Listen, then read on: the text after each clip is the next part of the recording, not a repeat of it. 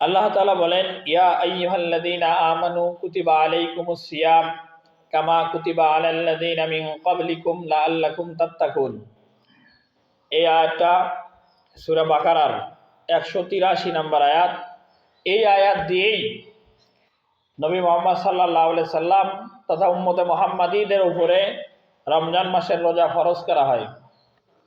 যে আয়াত দিয়ে রমজান মাসের রোজা ফরজ করা হয়, আল্লাহ তাআলা সেখানে বলেন যে ইয়া আইয়ুহাল্লাযীনা আমানু, হে ঈমানদারগণ, কুতিবা আলাইকুমুস সিয়াম, কুতিবা মানে হলো ফরজ করা হয়েছে, আর কুতিবার মূল শাব্দিক অর্থ হলো লিখিত করে দেওয়া হয়েছে। যে জিনিস এমনিতেই আল্লাহ তাআলা বললেই হতো, আমরাও আমাদের জীবন চলতে পারিবারিক কাজে, সাংসারিক কাজে, লেনদেনের ক্ষেত্রে অনেক সময় কোনো বিষয়কে অধিক মজবুত করার জন্য আমরা লিখিত নেই, যে আপনার সাথে আমার যে কথা হলো, চুক্তি হলো, এই চুক্তিটা স্টাম্পে আমরা লিপিবদ্ধ করে নেই, তাহলে মজবুত হবে। পরবর্তীতে আর এই চুক্তি নড়চড় যেন না হয়। আমরা যেমন আমাদের সিদ্ধান্তগুলোকে মজবুত করার জন্য লিখিত একটা প্রচলন আমরা মেনে থাকি, ঠিক একইভাবেই আল্লাহ রাব্বুল আলামিন আমাদের থেকে আরো অধিক অবগত যে আসলে মানুষেরা কিসের সাথে সম্পর্কিত। আল্লাহ তাআলা মানুষদেরকে লক্ষ্য করে বলেন যে ইয়া আইয়ুহাল্লাযীনা আমানু, হে ঈমানদারগণ, যারা ঈমান আনছেন, এই ঘোষণাটা ঈমানদারদের জন্য। যারা ঈমান আনে নাই বা বেঈমান, এই ঘোষণাটা তাদের জন্য না। আপনি এখান থেকে এতটুকু এই মুহূর্ত পর্যন্ত মনে করেন যে আল্লাহ এইখানে যে কথাটা বলছেন এটা ঈমানদারদেরকে বলছেন, যারা বেঈমান তাদেরকে বলে নাই। পরক্ষণে বোঝা যাবে যে আসলে কারা ঈমানদার আর কারা বেঈমান। রাসূল সাল্লাল্লাহু আলাইহি সাল্লামকে আল্লাহ ডেকে বলতেছেন যে ইয়া আইয়ুহাল্লাযীনা আমানু, হে ঈমানদারগণ, কুতিবা আলাইকুমুস সিয়াম, কুতিবা মানে আল্লাহ ফরজ করে দিয়েছেন, আলাইকুম মানে তোমাদের উপরে, সিয়াম মানে হলো রমজান মাসের রোজা। আল্লাহ তাআলা রমজান মাসের রোজা তোমাদের উপরে ফরজ করে দিয়েছেন। ঈমানদারদেরকে আল্লাহ বলছেন কামা কুতিবা আলাল্লাযীনা মিন ক্বাবলিকুম, কামা মানে যেমন, কুতিবা মানে ফরজ করা হয়েছিল, মিন ক্বাবলিকুম মানে তোমাদের পূর্ববর্তী যারা উম্মত দুনিয়াতে এসেছিলেন তাদের উপরে। যেমন কামা কুতিবা আলাল্লাযীনা মিন ক্বাবলিকুম বলতে মুহাম্মদ সাল্লাল্লাহু আলাইহি সাল্লামের কাছে এই রমজান মাসের রোজা ফরজ হওয়ার আগে আশুরার রোজা, মুহররম মাসের 10 তারিখের রোজা রাখার হুকুম ফরজ ছিল। আর যখন রমজান মাসের রোজা ফরজ হয়েছে, তখন রাসূল সাল্লাল্লাহু আলাইহি সাল্লাম উম্মতদেরকে বলেন যে তোমরা চাইলে আশুরার দিনে নফল রোজা হিসাবে রাখতে পারো, এবং নফল রোজার যে ফজিলত সেটা রাসূল সাল্লাল্লাহু আলাইহি সাল্লাম বলেন যে আফদালুস সিয়াম বাদা রমাদান। আফদালুস সিয়াম মানে সর্বশ্রেষ্ঠ রোজা হলো আল্লাহর কাছে বাদা রমাদান, মানে রমজান মাসের পরে। রমজানের রোজাটা আল্লাহর কাছে সব থেকে প্রিয়, এক নম্বর, ফার্স্ট। এই রোজার পরে আমরা যত নফল রোজা রাখি, এই রোজাগুলোর ভিতরে রাসূল সাল্লাল্লাহু আলাইহি সাল্লাম বলেন আল্লাহর কাছে সব থেকে পছন্দের শ্রেষ্ঠ রোজা হলো শাহরুল্লাহিল মুহররম, মুহররম মাসে যেই রোজা রাখা হয়। আর আমরা জানি মুহররম মাসের 10 তারিখকে আশুরা বলে, আর মুহররমের রোজা ওই 10 তারিখেই মানুষ রাখে। এই রোজাটা রমজান মাসের ফরজ রোজার পরে আল্লাহর কাছে সব থেকে প্রিয় রোজা। আল্লাহ তাআলা সেই কথা বলেন যে কামা কুতিবা আলাল্লাযীনা মিন ক্বাবলিকুম, আগে উম্মতদের উপরে যেমন রোজা ফরজ ছিল, ঠিক তারই ধারাবাহিকতায় উম্মতে মুহাম্মাদীর উপরেও আল্লাহ তাআলা রোজা ফরজ করেছেন। এই কথা দিয়ে আল্লাহ তাআলা উম্মতে মুহাম্মাদীকে এই বার্তা দিচ্ছেন যে তোমাদের উপরেই যে রোজা ফরজ করে দিলাম, ব্যাপারটা এমন না। আগে যারা দুনিয়াতে আসছিল তাদের উপরেও রোজা ফরজ ছিল, তাদের উপরে যেমন ছিল ঠিক একইভাবে তোমাদের উপরেও ফরজ করা হলো।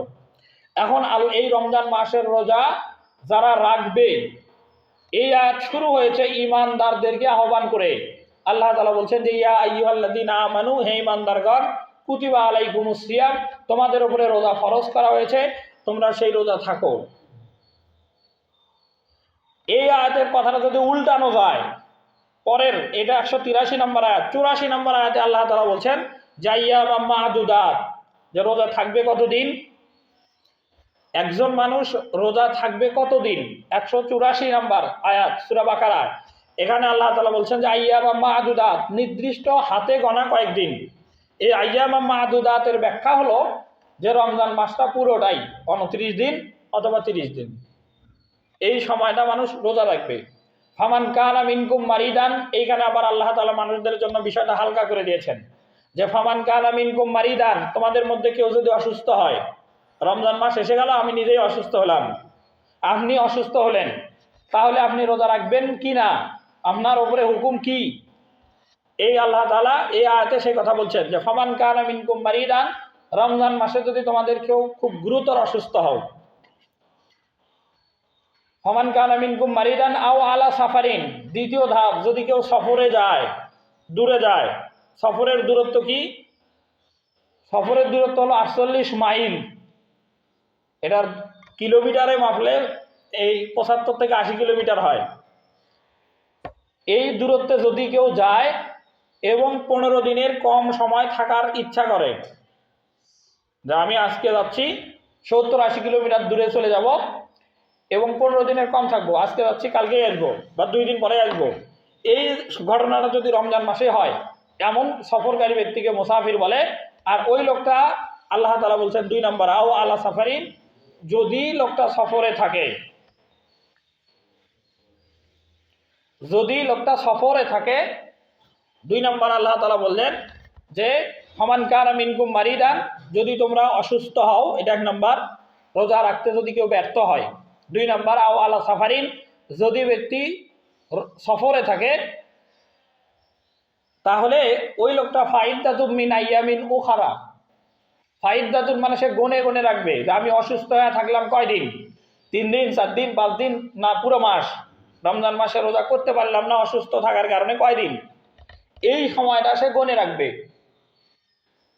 ফাইদ্দাতুন সে গনে রাখবে, আইয়ামিন উখরা, আইয়ামিন মানে কতদিন সে রোজা রাখতে পারলো না, উখার মানে শব্দের অর্থ হলো পরবর্তীতে, রমজানের পরে এই ফরজ রোজা যেটা তার অনাদায় থেকে গেল অসুস্থতার কারণে, সফরে থাকার কারণে, এই রোজাটা সে আদায় করবে। এরকম ওয়ান তাসুমু খায়রুল লাকুম, যে এরপরে যদি দেখা যায় যে অসুস্থতাটা এমন যে এই অসুস্থ কারণে সে যে রোজা রাখতে অপারগ, ব্যাপারটা এমন না, চাইলেই সে রোজা রাখতে পারে। আপনার যে পরিমাণ অসুস্থতা, আপনি আপনার শারীরিক গতিবিধি লক্ষ্য করে এটা বোঝেন যে আমি রোজা রাখতে পারবো, কিন্তু আপনি অলসতা করে রোজা রাখেন না, এরকম হওয়া যাবে না। বরং আপনি বুঝতেছেন যে আপনার শারীরিক যে অবস্থা, এই অবস্থার উপরে আপনি রোজা রাখতে সক্ষম, তাহলে আপনি রোজা রাখেন। আল্লাহ তাআলা বলছেন ওয়ান তাসুমু, যদি তোমরা রোজা রাখো, খায়রুল লাকুম, এটা তোমার জন্য উত্তম হবে। ইন কুনতুম তা'লামুন, রোজার যে ফজিলত, রোজা রাখার যে প্রতিদান, রোজার যে সওয়াব, এটা যদি তুমি জানতে, তাহলে অবশ্যই মানে এই অজুহাতের কারণে রোজার মানে না রাখা এমনটা করতে না, রোজা রাখতে। এই আয়াত দুইটা ইমানদারদেরকে লক্ষ্য করে কথা। কেউ যদি দেখা যায় অসুস্থ নয়, সফরে যায় নাই, রোজা রাখতে তার কোনো রকমের অসুবিধা বা প্রতিবন্ধকতা নাই, এরপরেও সে রোজা রাখে না, ব্যাপারটা যদি এমন হয়, এই লোকটা সম্পর্কে বক্তব্য প্রথমের শুরুর আয়াতটা আল্লাহ তাআলা বলছিলেন যে ইয়া আইয়ুহাল্লাযীনা আমানু, হে ঈমানদারগণ, তোমাদের উপরে রোজা ফরজ। আর যে লোকটা এই ফরজ বিধান জানার পরেও রোজা রাখলো না, সে কিভাবে ঈমানদার হওয়ার দাবি করে?